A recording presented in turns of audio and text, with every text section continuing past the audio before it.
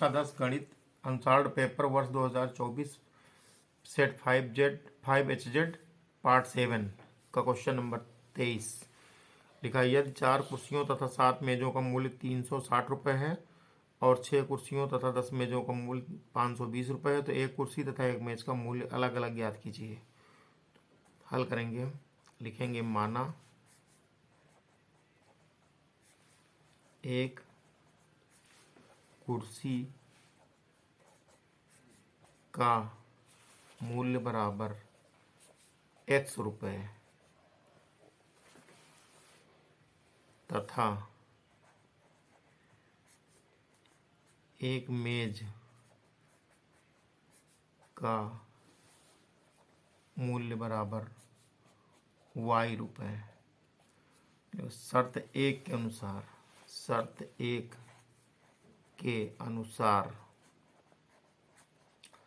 शर्त एक में कहता है कि 4 कुर्सियों तथा 7 मेजों का मूल्य 360 है तो एक कुर्सी का x है तो 4 कुर्सी का 4x होगा। इसी प्रकार एक मेज का y है तो 7 मेज का 7y होगा, बराबर है 360। ये समीकरण नंबर 1 हो गया। फिर लिखेंगे शर्त 2 के अनुसार। शर्त 2 के अनुसार 6 कुर्सियों तथा 10 मेजों का मूल्य 520 है। 6x प्लस 10y बराबर 520, समीकरण नंबर 2 आ गया। अब हम इस समीकरण 1 को अगर हम 3 से गुणा कर दें और समीकरण 2 को 2 से गुणा कर दें तो ये 12x ये भी हो जाएगा, 12x ये हो जाएगा, घटाने पे कट जाएगा। तो लिखेंगे समीकरण 1 को 3 से तथा समीकरण 2 को 2 से गुणा करने पर, तो एक को पहले हम 3 से गुणा करेंगे तो 4 3 12x हो जाएगा, प्लस 7 21y हो जाएगा, बराबर 0 आ गया। 36 18 के 8 हो गया और 3 3 को 9 1 10 हो गया, 1080 हो गया। फिर इसको हम 2 से गुणा करेंगे तो हो जाएगा 6 दूनी 12x प्लस 10 दूनी 20y बराबर 1040 हो गया यहाँ। अब यहाँ लिख देंगे घटाने पर, घटाएंगे तो एक्सेस कटेगा यहाँ से, घटाने पर यहाँ लिखेंगे तो नीचे एक चिन्ह बदल जाएंगे, ये माइनस हो जाएगा, ये कट गया आपस में, ये बचा यहाँ पे y खाली बचा, y बराबर बचा 80 से 40 जाएगा तो खाली 40 बचेगा, y बराबर 40 आ गया। लिखेंगे y का यह मान समीकरण 1 में या 2 में रखने पर लिख देंगे, किसी में लिख देंगे। लिखेंगे अब y का यह मान समीकरण 2 में रखने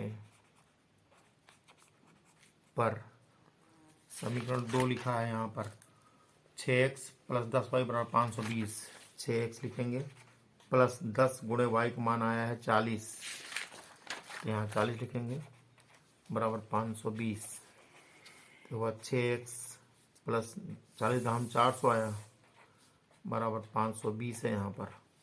तो 6x बराबर हुआ 520 माइनस 400, तो 6x बराबर हो गया 120, तो x बराबर हुआ 120 बटे 6। तो इसको हल करेंगे, x बराबर आ गया 6 दूनी 12, इसको काटेंगे 2 बार जाएगा, 20 आ गया यहाँ, x बराबर हो गया 20। तो x हमने माना है कुर्सी का मूल्य, लिखेंगे अतः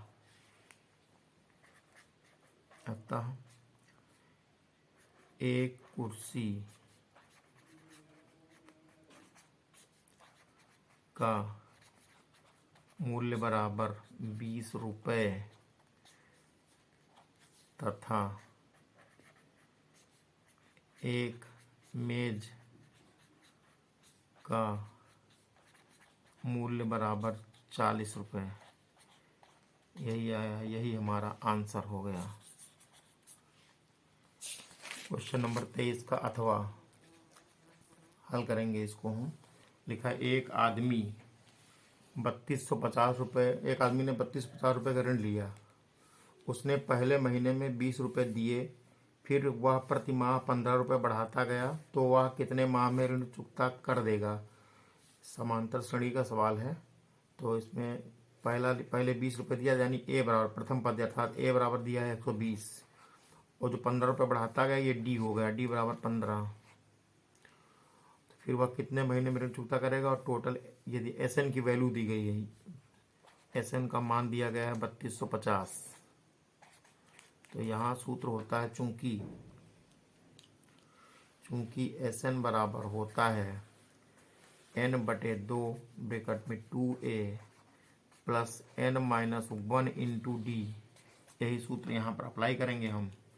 तो एस एन का मान है 3250, यहाँ लिख देंगे, बराबर n का मान हमको नहीं पता है, 2 गुणे a का मान है 20 प्लस n का मान नहीं पता है, -1 इंटू डी का मान है 10 ने 15 डी का मान 15 बढ़ा 15 रुपये, 10 का मान डी का मान 15 है, यहाँ 15 लिखेंगे, 15 रुपये बढ़ा रहा है। तो ये हुआ। तो यहाँ से हम तिरक गुणा कर देंगे, 3250 को 2 से गुणा करेंगे, हो जाएगा 6500 बराबर n।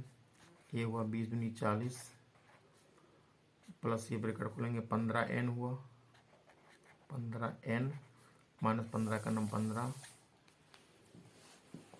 इसको हल करेंगे, हो गया 6500 बराबर n। 40 से 15 जाएगा, बचेगा 25 प्लस 15n।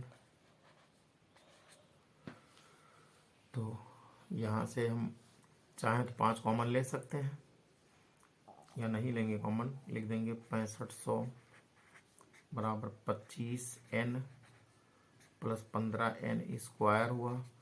तो इधर लिखेंगे this implies that 15n square plus 25n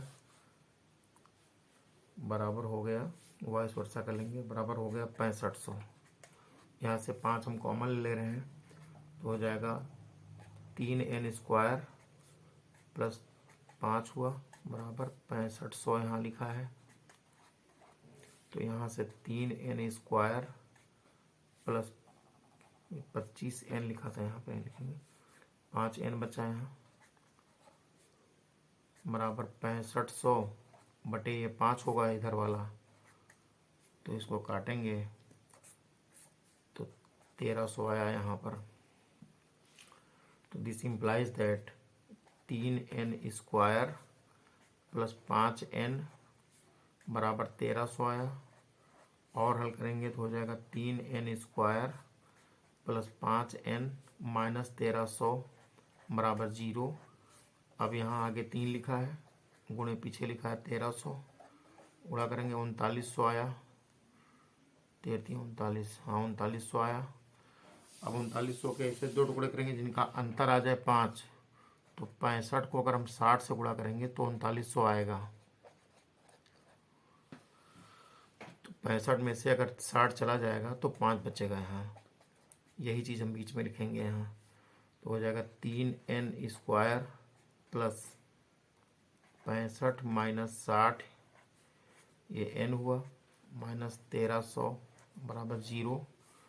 तो ये हुआ 3n square plus 65n minus 60n minus 1300 बराबर 0।